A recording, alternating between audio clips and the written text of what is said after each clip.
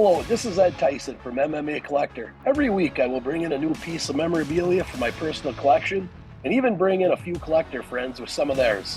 Our goal is to raise awareness of MMA memorabilia collecting and discuss the historical people and fights that made this sport what it is today. Join me now while we take a stroll down memorabilia lane. We're going to take a look at an item from the 1990s Japanese scene. This is a gift box sold at an early Pride event, and it features the mentor-student duo of Takada and Sakuraba. What we have here today is a piece from the late 90s. This was a collectible that would have been sold at the Pride shows, and it's called the Takada Saku Works Box, I kind of call it. There is a shopping bag with each guy's image on each side and t-shirts of each man. So I open it up, and the first thing that I see is this little bag. It's a cloth bag similar to the ones that you get at the grocery store these days. Yeah. On one side, it's got Takada. On the other side, Sakuraba.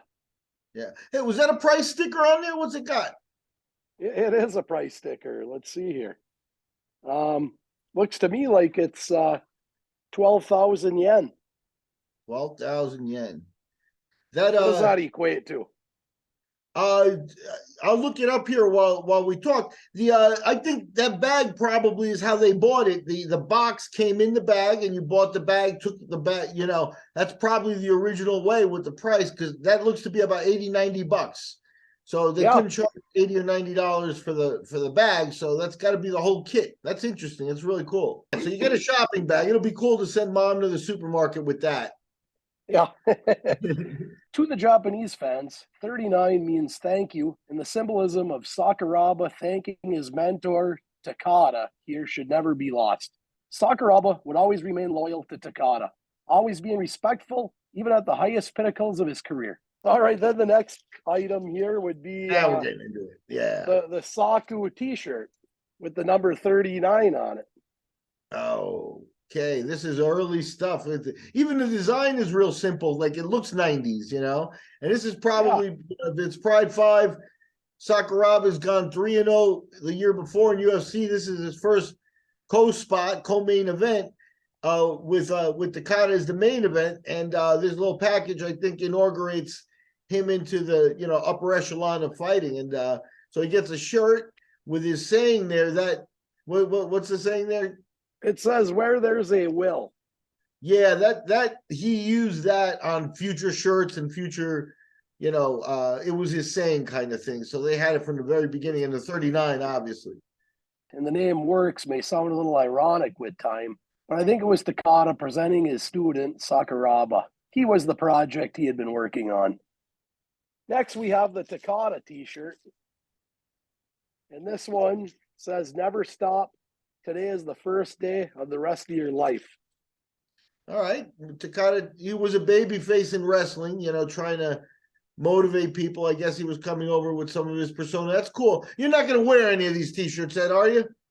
I'm not going to wear them for sure. They're pretty collectible, and they probably wouldn't fit anyway. There's also a DVD, which right now I'm going to keep sealed, but it's certain to contain footage at this point that hasn't been seen in over 2 decades. Next, we have a sealed DVD, which I'm sure there's some pretty interesting things on here that haven't been seen since the late 90s. Yeah, that's the ticket there. 24 years ago. Yeah, they want to put this out 24 years ago to promote these guys, including Sakuraba. There might be some gold on that. Would you open that? Is that something you would open? Yeah, I definitely would open this.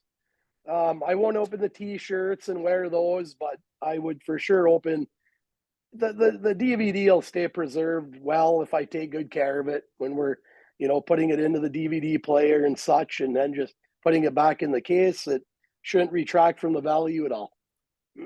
Awesome. But the real treasure here are the books. Each booklet contains around 100 pictures, and these are not just standard pictures you would find on a Google search. Very detailed pictured history of the two men from the 1990s. Now, there's another item in here. Let's see what we got. Oh, yeah. So this looks like there's a two little books are going to slide out of here. Look at that. See, and you got to hand it. In the 90s, you weren't getting this quality stuff from the UFC. You know, you might get a T-shirt and a program kind of thing, but not this, you know, designated to promote fighters, the main event guys and stuff. What is it there? Break it down for us, Ed. Yeah, you don't see a package put together when you go to an event at the UFC. I mean, you'll have to buy your shirt separate, the program separate. I don't see DVDs. I don't even know if they even sell these anywhere anymore. But you don't see anything quite as professionally put together as what the Japanese did for these Pride events. So inside, this is the Takada book, but inside it looks like there are several pictures. Wow. Some are full page. Let's see. Some are, you know, these aren't just your normal pictures that you're going to see on a Google search, but, you know, some are in color, kind of like here's one. He's in there with his family and everything. They're a little bit more personal than just what you would see by the press, you know? Yeah, almost an artistic touch, you know, to the book. Some black and white shots, some color shots, gatefold, you know, one picture on 2 pages. Good stuff. And let's see the Sakuraba one. Come on. All right. Let's see here. Yeah. See, this is definitely amazing stuff, especially for Sakuraba, who's, you know, when it comes to MMA, is the legend here. Again, here he's not a star. This is them putting this package together, promoting him, hoping he catches on, and obviously he did, but beautiful work and beautiful stuff as a promotional package, really. Yeah, it sure is. I was happy to find this. I got this from a collection that I purchased from a guy out east, and it had several boxes of things that I'm still going through, but recently I came across this, and I thought this was a pretty desirable collectible to own. Yep, Pride 5 was held not in the major arena like the Tokyo Dome. It was at a smaller venue, and the likelihood, you know, there were probably, you know, 15,000 people there and a handful of Europeans or North Americans. The chances of getting a box like this in this condition at this point in the United States is near zero. Near zero. It's pretty slim. Yeah. Even in Japan, you can see they take the books out. You know, the books are cool. They go on the shelf. You use the T-shirts, and the box, the look and feel that you preserved is gone. So great job, Ed. This is a beautiful piece. Thank you. In 1993, the UFC showed the American market real fighting. But there were predecessors, as Pancrase and Shudo both ran events in Japan before the Ultimate Fighting Championship. Fast forward to 1997, and the UFC was looking to do a show in Japan. The Japanese market would answer. KRS Pride, Pride FC, whatever you want to call it, the biggest show in the world, was heading to Tokyo. October 11th, 1997 saw Pride 1 featuring Rickson Gracie versus Nobuhiko Takada.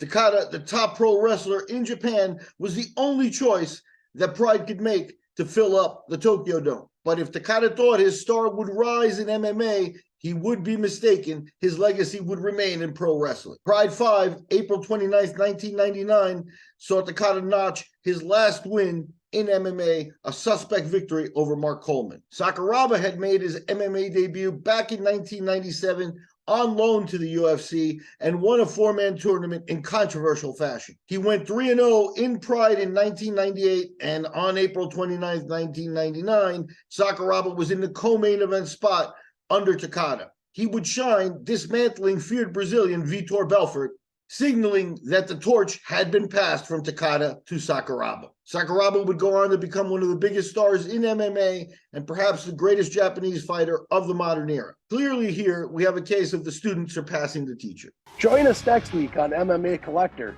and we'll feature a piece from the legendary trilogy of Randy Couture and Chuck Liddell. If you enjoyed our video, take a moment to like and share, and subscribe to the MMA Collector on YouTube and join our collector community.